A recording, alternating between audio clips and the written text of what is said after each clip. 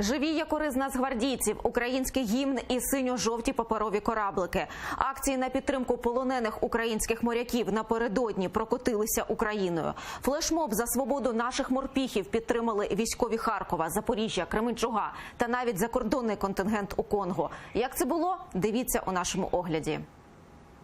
Свободу українським морякам. Флешмоб із такою назвою на батьківщині козаків острові Хортиця провели запорізькі гвардійці. Для підтримки 24 полонених російськими ФСБівцями українських моряків 200 військових під державний гімн розгорнули синьо-жовтий прапор та сформували велетенський живий якір.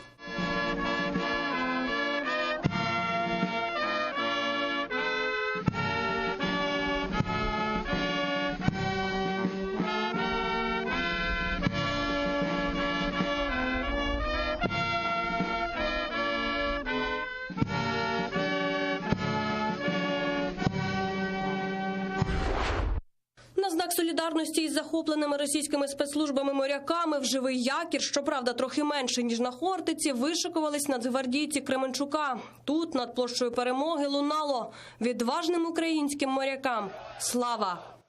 Відважним українським морякам! Слава! Слава! Слава! Підтримати наших моряків, що нині перебувають у російському полоні, і символічними паперовими корабликами у руках вийшли нацгвардійці Слобожанської бригади у Харкові. Ці хлопці та дівчата впевнені, усі військовополонені мають повернутися додому. Я підтримую українських моряків.